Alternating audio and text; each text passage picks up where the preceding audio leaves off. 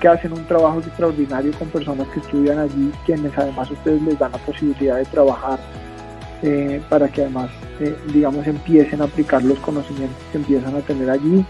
Y como algo diferente, como algo realmente que no habíamos visto nunca en Barranquilla, pues tuve la osadía de traerme ese grupo, ese gran coro de campanas, y fue realmente una maravilla.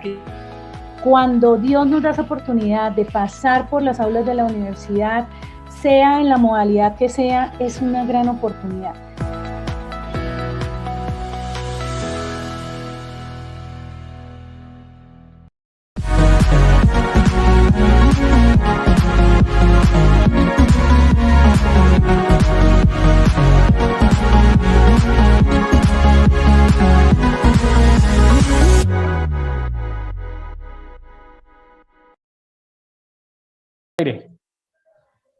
¿Cómo están ustedes? Bienvenidos a Agenda UNAC, un programa a manera de entrevista que busca encontrar lecciones basadas en la vida real de personas que enfrentaron desafíos, lucharon con gigantes, alcanzaron victorias.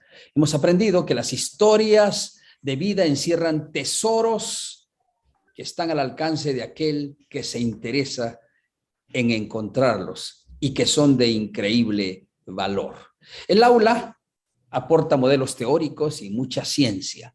Las historias de cada entrevista proveen enseñanzas, ideas y respuestas a preguntas que solo la experiencia puede responder.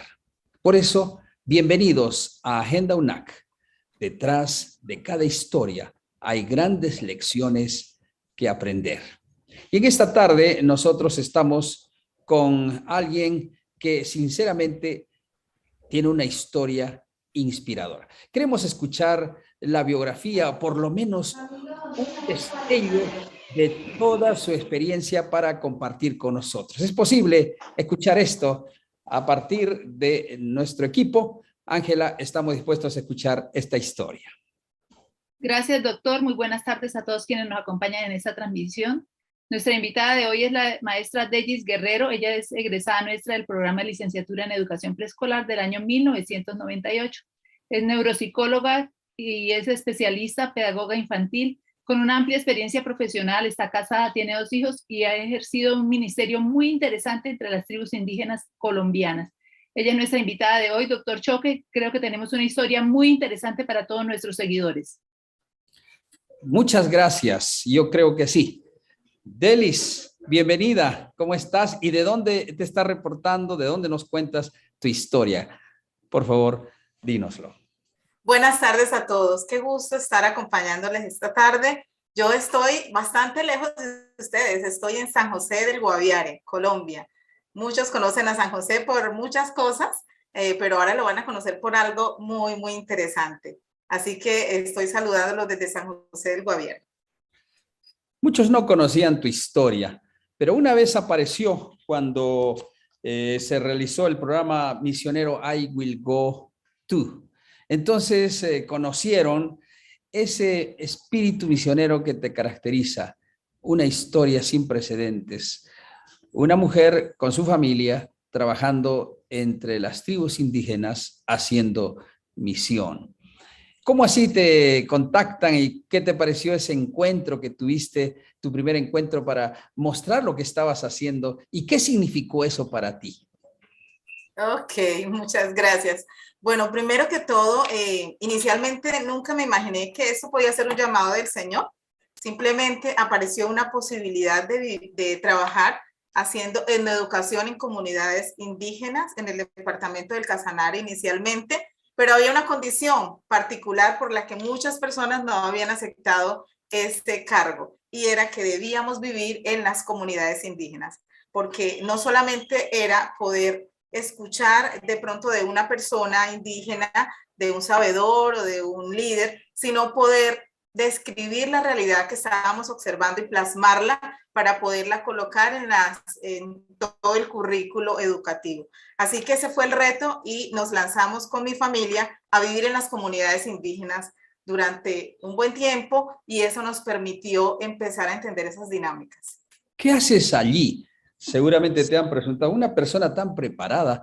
¿Qué hace en medio de esas comunidades? ¿Qué es lo que te mueve? ¿Qué es lo que inspiró en tu corazón a hacer esta misión de vida que tú estás llevando?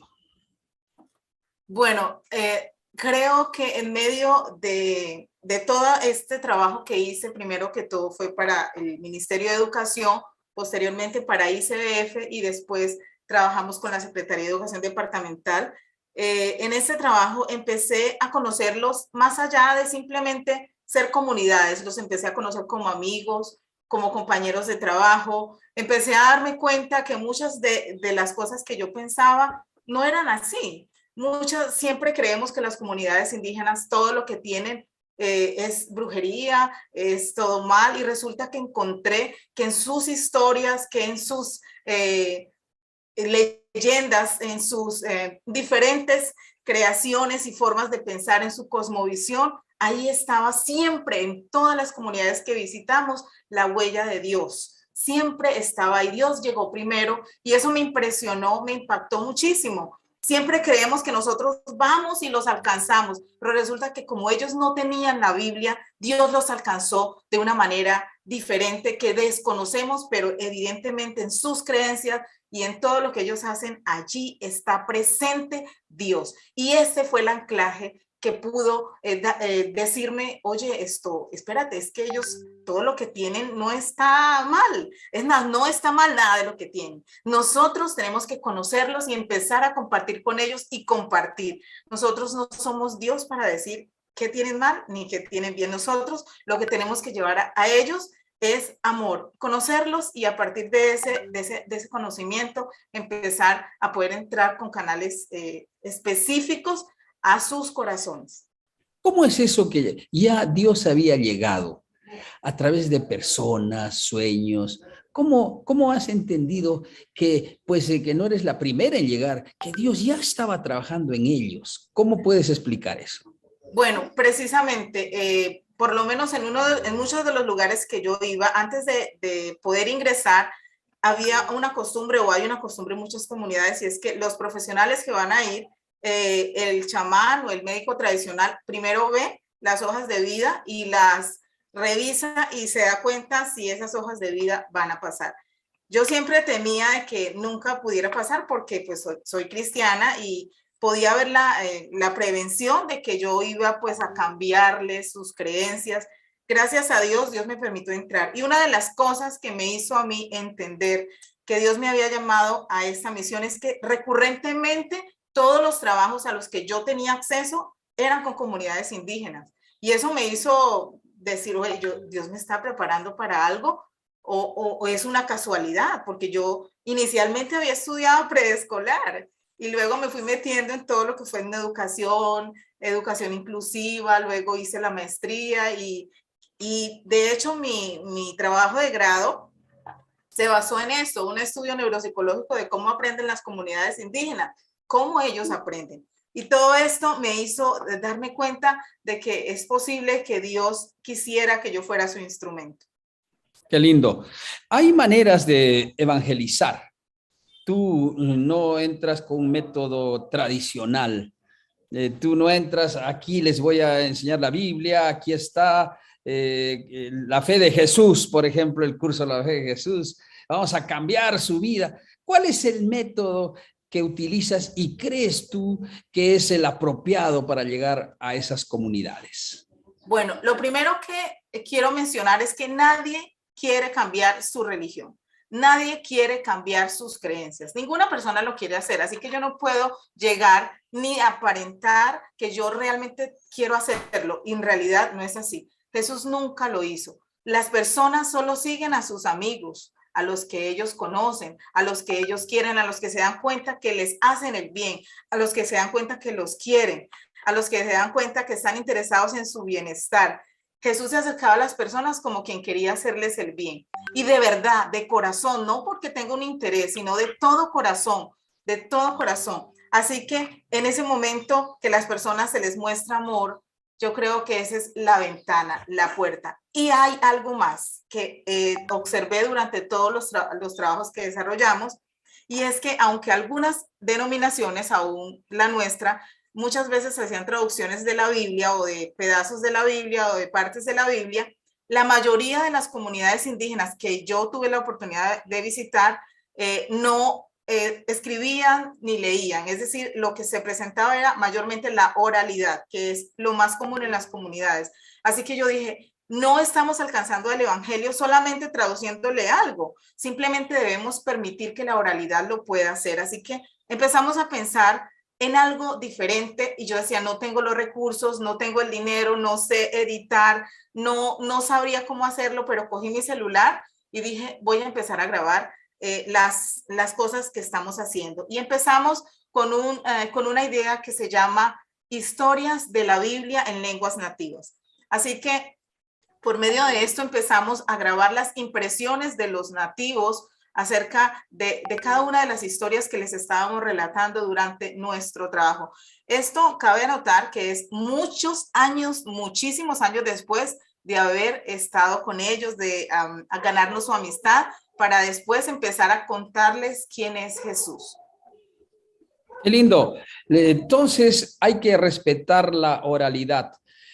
A veces uno piensa que, bueno, aquí está tu Biblia en el idioma original, pero ellos ni siquiera pueden leer esa Biblia porque está en su idioma, pero no la pueden, vamos a decir, decodificar todavía.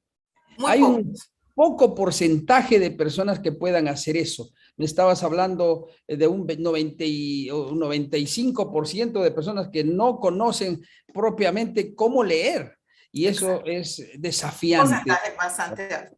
Es alto, efectivamente. Muy bien, estaba yo pensando en el asunto que, ¿cómo te sostienes? ¿Qué significa ser un misionero autosostén?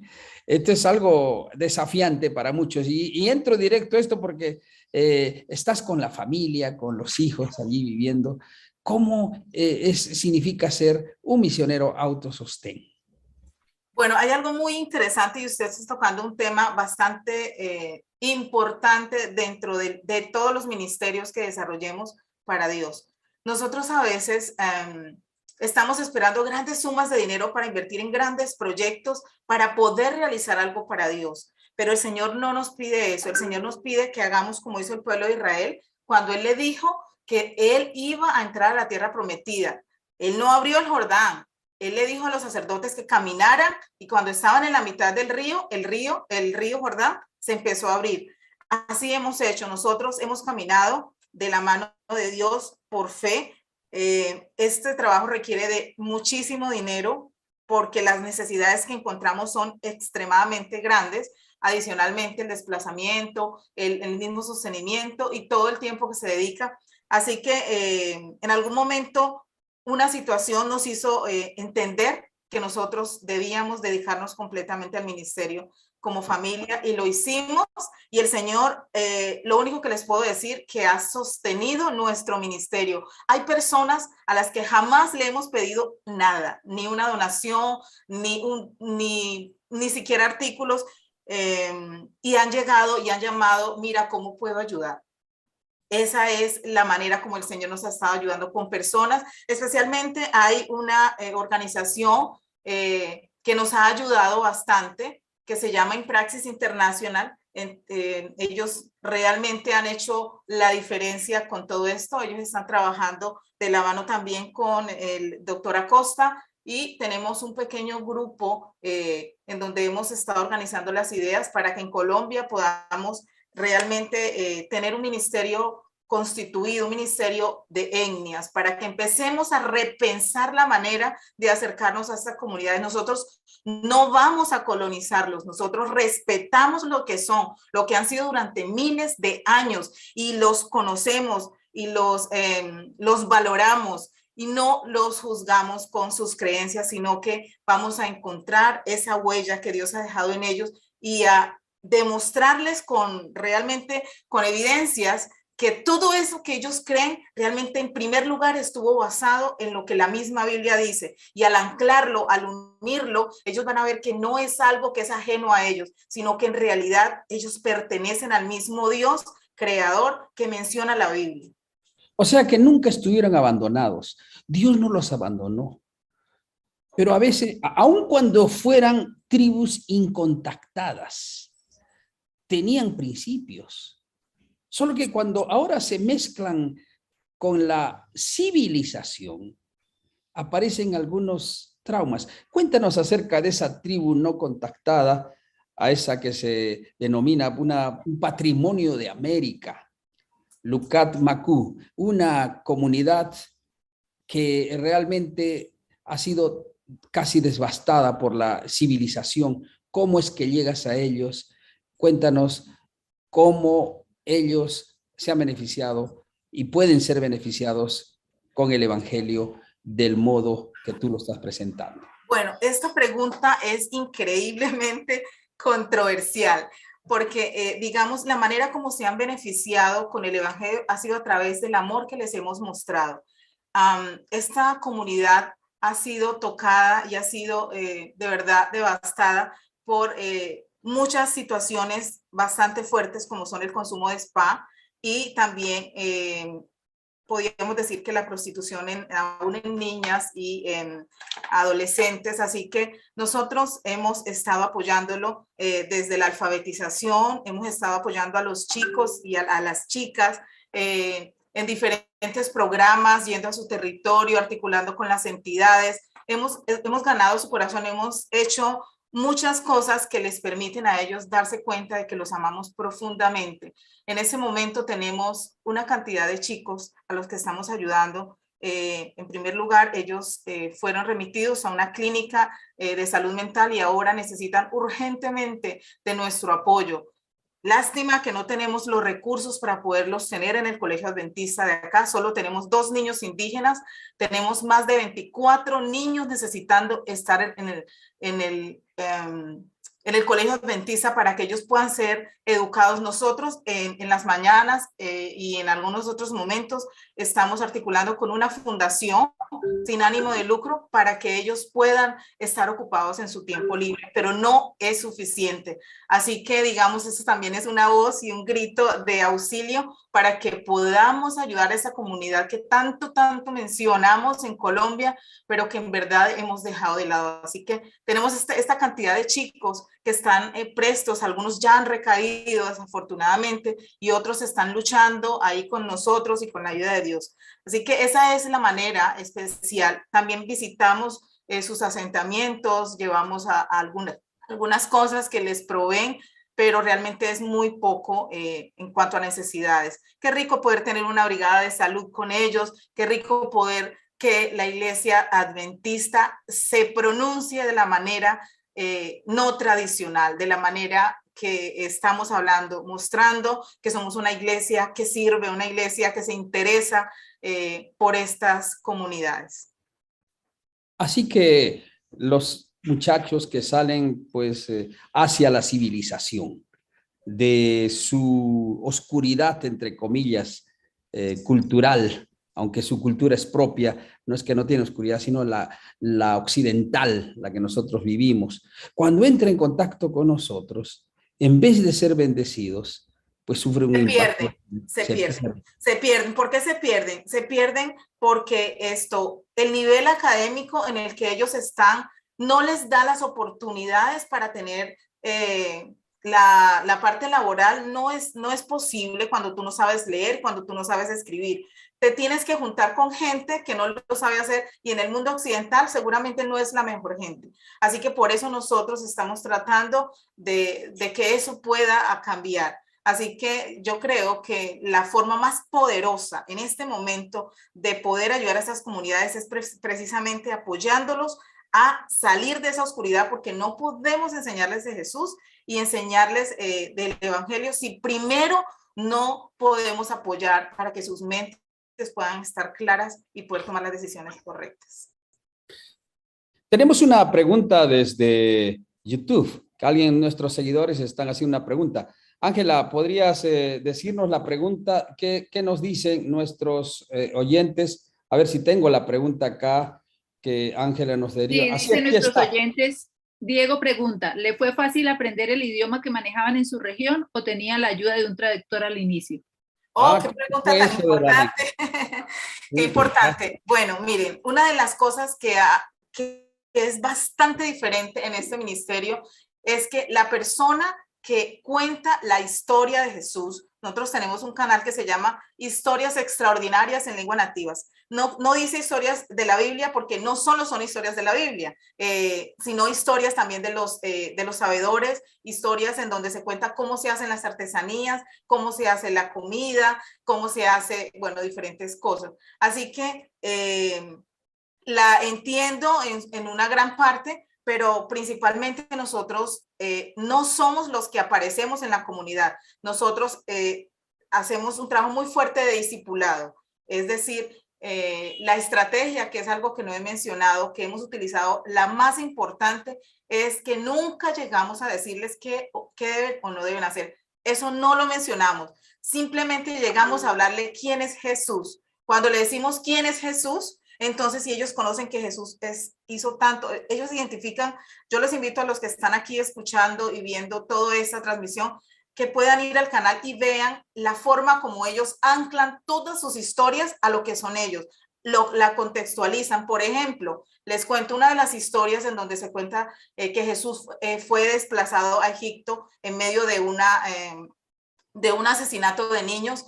Ellos han sido, la mayoría aquí en este departamento han sido desplazados por la violencia. De hecho, el título de la historia se llama Desplazados por la violencia. Y ellos empiezan a narrar el drama de María y de José cuando se van hacia Egipto de una manera tan completamente identificados con ellos, en donde dicen que ellos tuvieron que emigrar a otro país, tuvieron que salir de su tierra, que sufrir, pero Dios los cuidó. Y toda la parte del rescate de la cultura que se ha estado perdiendo por el contacto con los colonos, ellos también usan la historia, la niñez de Cristo, en donde dice que Jesús, aunque vino a salvar este mundo, eso lo dicen ellos en su lengua, aunque vino a salvar este mundo, y su plan principal era eso, él respetó tanto su cultura que hasta los 30 años fue un carpintero y estuvo en su casa ayudando a sus padres que eran extremadamente pobres. Y ellos se sienten muy identificados con Jesús porque Jesús fue una persona muy humilde y es tan conmovedor, pastor, doctor. Miren, le cuento, cuando hemos estado haciendo estas grabaciones, lo hacemos de esta manera. Primero les enseñamos la historia de la Biblia, posteriormente entonces empezamos a escucharlo, su contexto, a su etnia, y luego procedemos a grabar esas impresiones que él tiene de la historia utilizando las láminas que usábamos antes en la iglesia, que son en fieltro.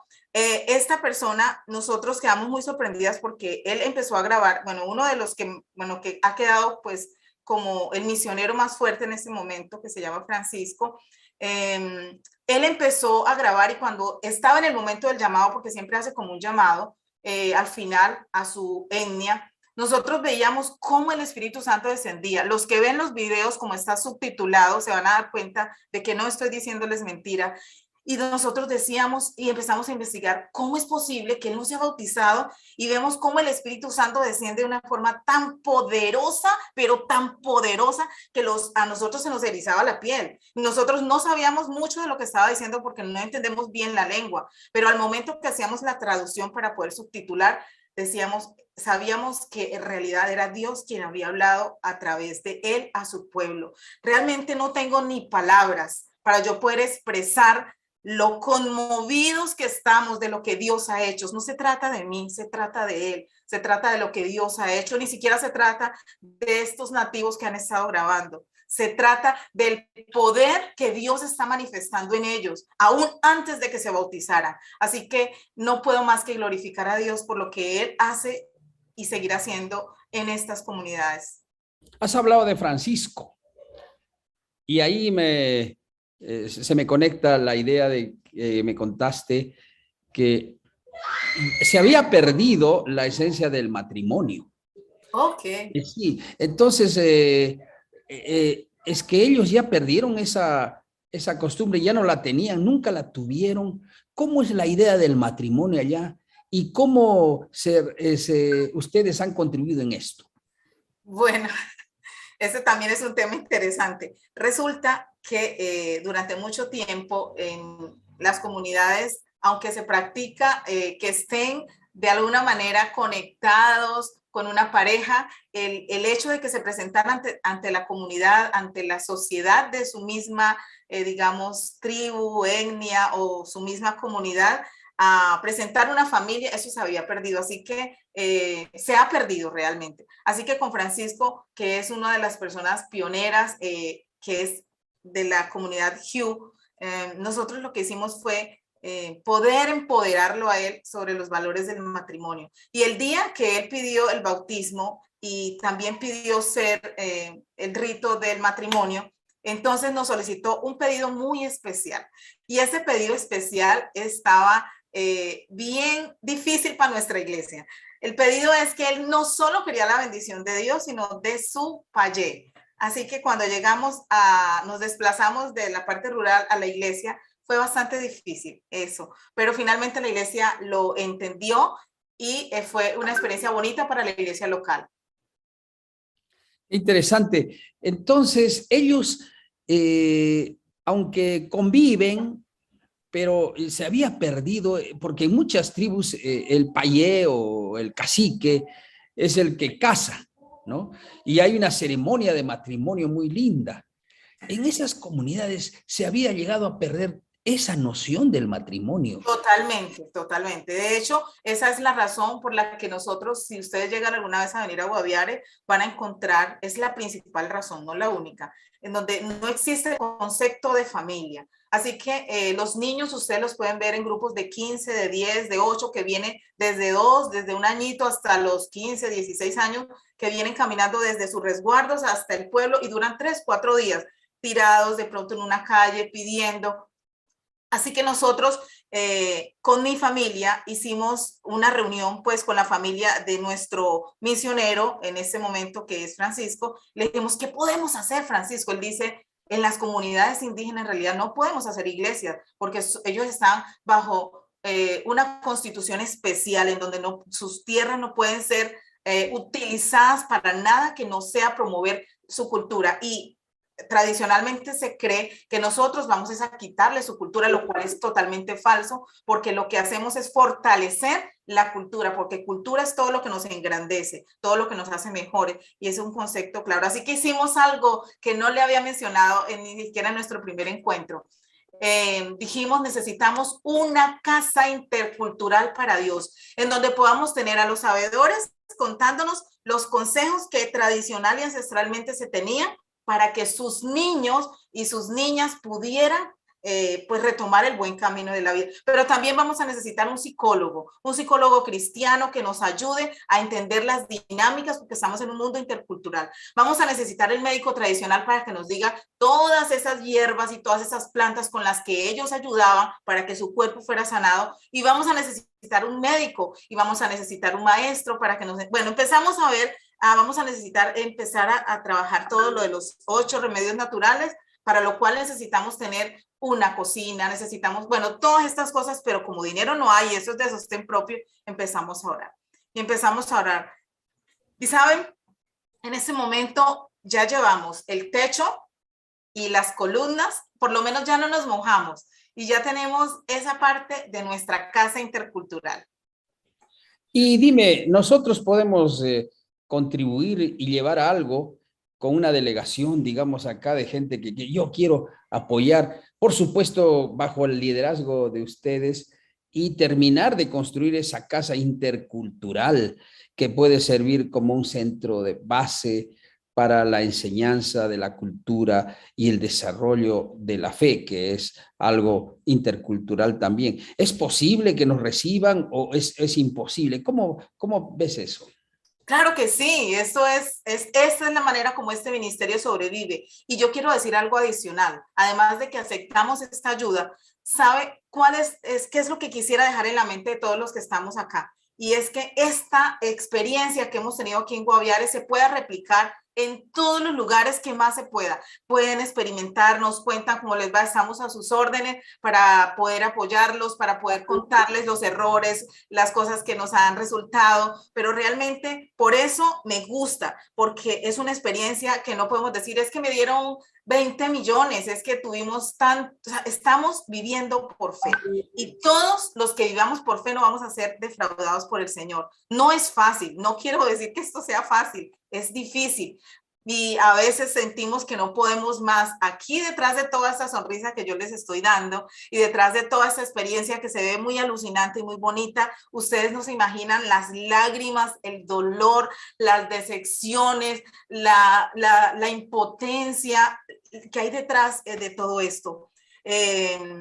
Sentimos que cada vez que las cosas se tornan difíciles, sentimos como la experiencia nuestra con el Señor ha cambiado profundamente. Los sábados son tan distintos, los días son diferentes, porque si ese día yo no estoy segura de que el Señor está conmigo, porque Él siempre lo está, pero yo debo estar segura para que la fe pueda crear ese milagro y pueda desarrollarse. Cuando yo no lo estoy, entonces no puede, ese día el ministerio no funcionará. Así que nosotros tenemos que estar completamente pegados del Señor y no es fácil. No es fácil porque siempre tenemos una y otra cosa que resolver. Pero les digo, el que entra a este ministerio, estoy segura que no vuelve a salir, a pesar de los dolores, a pesar de todas las cosas que nos toca enfrentar, que son bastante fuertes. Especialmente por muchos temas, digamos, de orden social y por la misma ideología. Llegar tú a un lugar y que de repente hagas mucho, pero no sientes que absolutamente nadie dice siquiera gracias, aunque no lo hacemos por eso, es una costumbre, digamos, que está muy arraigada en donde casi tú nunca escuchas ni siquiera una expresión de gratitud. Así que siempre que esto pasa y que uno se siente devastado, empezamos a entender que todos los días somos tan ingratos con el Señor, tan profundamente ingratos. Y le decimos, Señor, es que yo esto lo hago contigo. Gracias porque así con esa paciencia que tú me tienes, porque me das la vida, me das el aire. Y yo todos los días me levanto con un afán por ir a trabajar, por ir a hacer tantas cosas. Y me olvido de que lo más importante es darte gracias, pero de corazón, con mi vida, con mis actos, con lo que hago. Así que eso es una experiencia en donde no podemos dejar de amarlos porque nos damos cuenta efectivamente que es exactamente la actitud que hemos tenido con Dios toda la vida, de desagradecimiento, y Él nunca nos ha dejado de amar. Qué lindo. En estas aventuras que has tenido, ha habido días muy difíciles. Sin duda, ha habido experiencias que te han llevado al borde. Y te han llevado al borde también de la muerte. Tal vez te has expuesto. ¿Podrías relatarnos alguna de esas experiencias que llevas en tu corazón? Deben ser muchas, pero alguna que te sale así y evocas en este momento para contarnos que también hay dificultades y cómo Dios te ha cuidado. Okay. Bueno, hay una especial que tal vez algunos ya conocen, los que me han conocido, porque esa me marcó, y me marcó porque para nosotros como padres, los hijos es lo más valioso.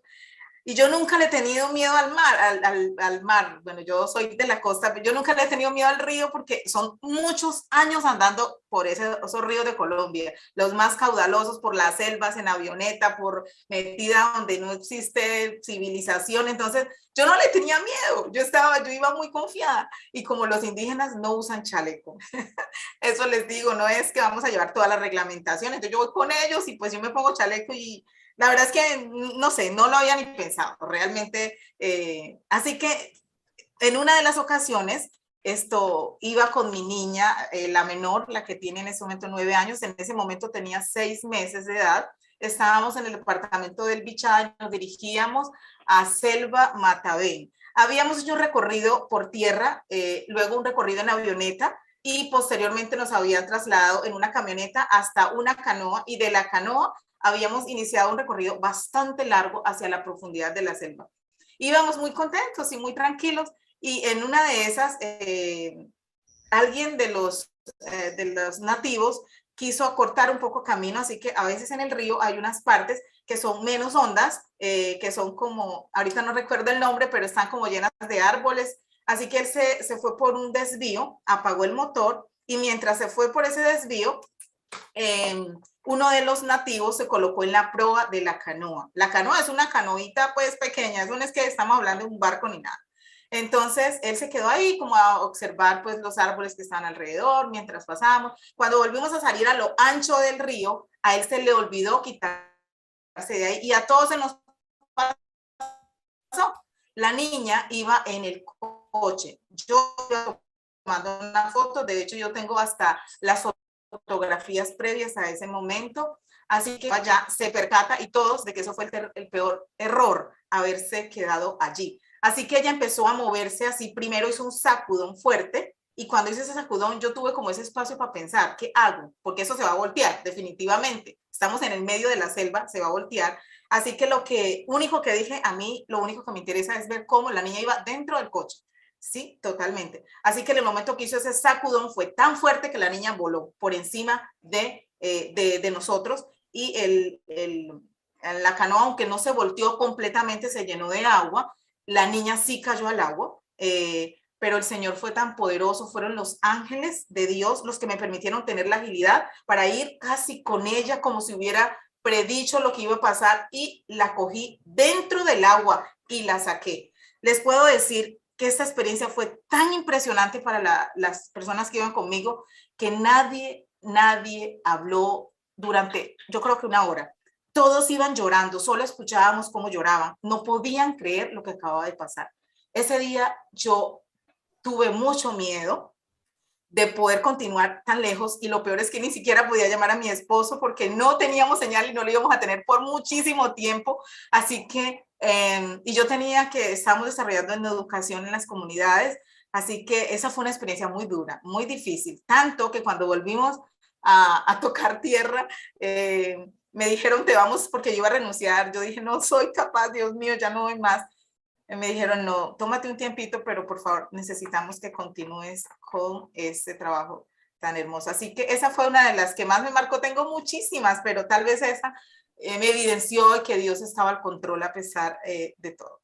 Tenemos algunas fotos que nos has compartido. Vamos a tratar de mostrarlas y nos cuentes qué significa algunas de ellas. A ver si nuestros estudios nos colocan algunas fotos y nos cuentas cómo era ese momento, dónde estabas y qué significaba para ti. ¿Es posible desde Canal UNAC que nos ayuden para colocar esas fotos? ¿La tienen a la mano o no tienen? Sí, nos ha dejado un video y esos videos vamos a colocar así en nuestras páginas para que los que quieran ver puedan seguir. También son videos tan lindos y tan desafiantes. ¿Tenemos fotos? Estamos esperando esto. Mientras sí, señor, así es. Adelante, por favor. Se están pasando por el canal por la transmisión. Y no las vemos nosotros. Qué pena que no las vemos. Bueno, ¿estamos al aire? ¿Estamos al aire? Sí, señor, sí, señor. Estamos al aire y yo quiero decir que allí se hablan 8 lenguas. No es fácil aprender nuevas lenguas. Nos contaste que tú ya estás entendiendo un poquito algunas de ellas, pero que tus hijas sí entienden. Bueno, ¿cómo se relacionan ellas con ella? Bueno, yo tengo una hija que justamente está en Medellín. Ella, cuando estaba pequeña, estuvimos trabajando con una de las comunidades indígenas en el departamento del Casanare y me pasó una experiencia muy particular porque mientras yo estaba haciendo en educación y estaba con ellos, mi hija se quedaba con los niños jugando. Yo no podía hacer más. Ella se ponía sus botas y yo tenía que confiar en Dios porque pues obviamente había muchas serpientes y muchos animales, pero bueno, si todos los niños estaban vivos, la mía seguiría viva, ¿no? Y más con el poder de Dios. Así que un día estábamos en una actividad y de repente escuché así, me volteé y yo dije, esta es la voz de mi hija. Y la escuché hablando con los niños en su lengua y yo estaba como asombrada, yo, ¿esto qué pasó acá? Entonces fue una experiencia muy linda porque realmente ella estaba chiquita y en la convivencia diaria de repente empezó a entender.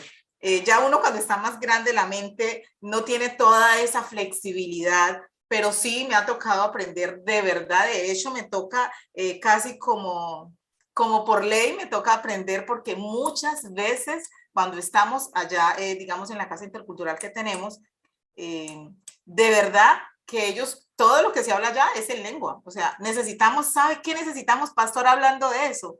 Necesitamos, doctor, necesitamos muchísimo, pero muchísimo el trabajo de los músicos, porque necesitamos crear música en su lengua. Por ahora estamos cantando música pues en español, pero eso es algo que, y queremos que ellos sean los que la creen, así que quisiéramos que ellos pudieran aprender a tocar algunos instrumentos que les permitieran tener esa posibilidad. Creo que esa es una puerta que se abre. No es tanto para los recursos financieros, sino los recursos humanos. Y aunque los financieros se necesitan, el Señor ha provisto y está proveyendo, y sé que esto puede hacer que pueda haber provisión, no solo para mí, ni solo para aquí Guaviare, sino para todas las personas que están trabajando por las comunidades con las uñas, así como lo hacemos nosotros. Así que sabemos que el Señor está abriendo puertas y les dando una posibilidad grande a la UNAC para que se involucre. Hay una cosa muy interesante que quiero decir, y gracias a Dios que me acordé, y es que necesitamos dejar de planear tanto, de diseñar tanto, de crear tanto misión y involucrarnos en campo en la misión. Mi desafío es que la Universidad Adventista envíe personas profesionales de cualquiera de las áreas para que puedan no solamente decir que vienen a predicar el evangelio, porque predicar el evangelio e impactar es amarlos. Pueden venir a enseñarles a manejar un computador, pueden venir a enseñarles a leer, pueden venir las enfermeras. Aquí hay demasiadas necesidades. Hay todas las profesiones aquí son bienvenidas aquí. Ellos necesitan aprender contaduría, ellos necesitan aprender todo. Todos los profesionales que quieren trabajar para Dios aquí son bienvenidos. Muchas gracias. ¿Qué le dirías tú a un muchacho que aquí se queja, hasta a veces piensa que pues no tiene futuro? Hay muchachos que están sufriendo de depresiones, pensando en sí mismos, y no les falta. Tienen padres que los sostengan, pero ellos viven así como la vida fuera una vida sin sentido. ¿Qué les dirías a ellos? Lo que les diría es que les garantizo que si se involucran en el servicio por los demás, ni se van a acordar de sus problemas. Esa es la realidad. Involucrarse, porque cuando tú empiezas a ver el dolor de los demás, tú te das cuenta que no solo tú sufres y que a veces el dolor del otro es más fuerte y más grande y más impresionante.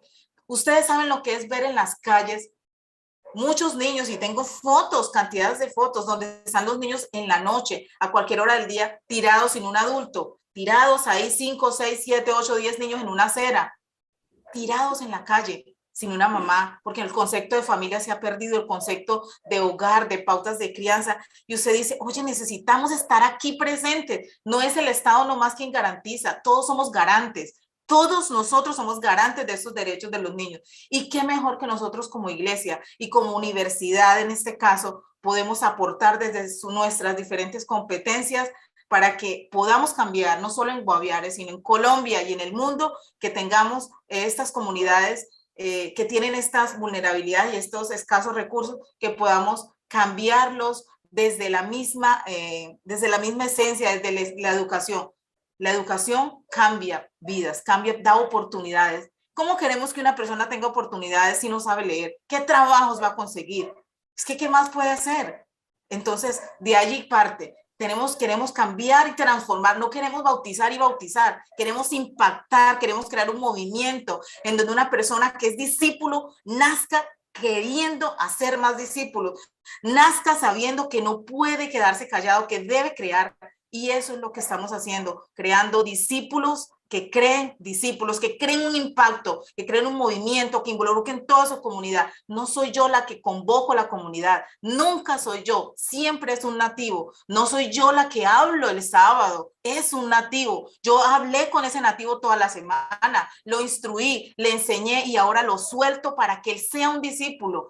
Esa es la función. Y hemos ido no solamente a esta comunidad donde estamos, sino vamos a comunidades lejanas. Hemos ido al departamento del Meta, a otras comunidades que tienen digamos, la misma lengua. Y como hemos de aprovechar la tecnología, entonces llevamos nuestra pequeña computadora, un bafle de sonido y vamos allá y les ponemos a personas que ni conocemos, pero sabemos que hablan la lengua, conectados por este nativo, y ellos escuchan la Biblia en su lengua. El niño pequeño, el adulto, el joven, el grande, el anciano, todos entienden porque está contada por un sabedor, contada en su lengua y está ilustrada didácticamente para poder contextualizar y entender de qué se trata lo que estamos hablando.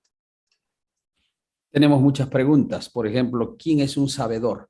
Pero no vamos a pedir que no nos contestes. Vamos a ir a saber esas respuestas cuando estemos contigo. Okay. Gracias por acompañarnos en estos días, Delis Guerrero Romero. Qué lindo tu ministerio. Una familia entregada por fe a servir en las comunidades indígenas aquí en Colombia, en el interior de Colombia. Vamos a organizarnos para ver cómo llegamos y sentimos lo que tú sientes. Y como dijiste, el que hace misión no podrá dejar de hacerlo. Nunca. Gracias. Okay. Vamos a agradecer a Dios por este momento tan lindo que ha tocado nuestro corazón. Y este video, sin duda, este programa seguirá siendo repetido en diversas instancias y tocará otras vidas. Amén. Gracias a Dios por eso. Amén. Oremos. Padre nuestro que estás en los cielos, gracias porque tú nos llamas de diversas maneras. A veces somos quejosos pensando que sufrimos y no nos damos cuenta que hay otros que sufren más que nosotros, que necesitan de todo lo que hemos recibido. Ayúdanos a compartir. Quita el egoísmo de nuestro corazón.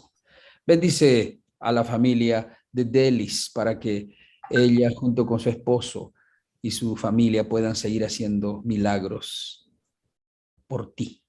Amén. Ella es la mano de Dios. Nosotros también lo somos y lo seguiremos siendo por la gracia de Dios. Amén. Ayúdanos a cumplir nuestro ministerio. Bendice esta institución para que de aquí salgan muchos misioneros y otras personas que están escuchando de diversos lugares también se inspiren en este ministerio. Gracias por todo, en el nombre de Jesús. Amén. Amén.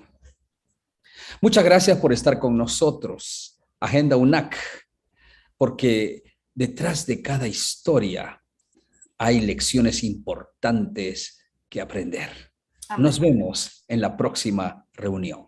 Bye, Chao. bye. Chao. Que hacen un trabajo extraordinario con personas que estudian allí, quienes además ustedes les dan la posibilidad de trabajar para que además, digamos, empiecen a aplicar los conocimientos que empiezan a tener allí.